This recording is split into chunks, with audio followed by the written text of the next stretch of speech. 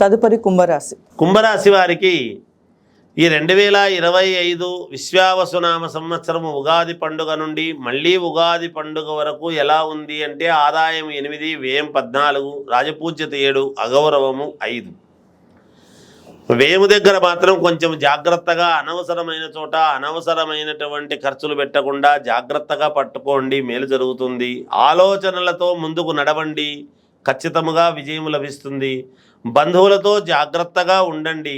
అనవసరమైనటువంటి ఇబ్బందుల్లో జోలికి వెళ్ళి మాట అనిపించుకునేటువంటి పరిస్థితి చేయొద్దండి.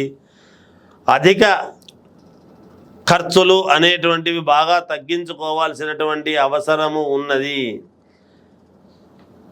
అయినా ఎన్ని ఇబ్బందులు ఉండినా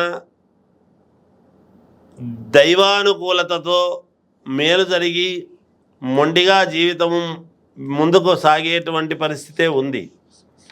వ్యాపారస్తులకు జాగ్రత్తగా వ్యాపారస్తులందరూ కూడా అడుగులు వేయాల్సినటువంటి అవసరము ఉన్నది. పోలీసులకు, డాక్టర్లకు చాలా అనుకూలవంతముగా ఉంది. అలాగే అధిక శ్రమ, బాగా శ్రమ పడాల్సినటువంటి అవసరము ఉన్నది. ఎక్కడెక్కడ ప్రజలో మిమ్మల్ని గుర్తించి తీసుకువెళ్ళి సన్మానాలు చేయటము, ఓహో వీడికి నేను మర్చిపోలేదు, వీడు నన్ను గుర్తుపెట్టుకున్నాడు అనేటువంటి భావనతో మీరు ఫీల్ కావటము, ఇవన్నీ కూడా ఉంటాయి. విదేశాలకు వెళ్ళేటువంటి వాళ్ళు విదేశాలకు వెళ్ళవచ్చును. అక్కడే స్థిరపడాలి అనుకునేటువంటి వాళ్ళు స్థిరపడవచ్చును. ఎటువంటి ఇబ్బందులు ఉండవు. కుటుంబంలో చికాకులు అనేటువంటివి సర్వసాధారణం, ప్రతి కుటుంబంలోనూ ఉంటాయి. వాటిని అధిగమించినప్పుడే వీరికి యోగవంతము అనేటువంటిది తెలియజేస్తూ ఉన్నాను. ఏది ఏమైనా ఏ లగ్నములో పుట్టారో చూసుకుంటే మేలు జరుగుతుంది. ఆ లగ్నానికి తగ్గట్టుగా మీకు గ్రహస్థితులు ఉంటాయి కాబట్టి మీకు మేలు జరుగుతుందని అనుకుంటున్నాను.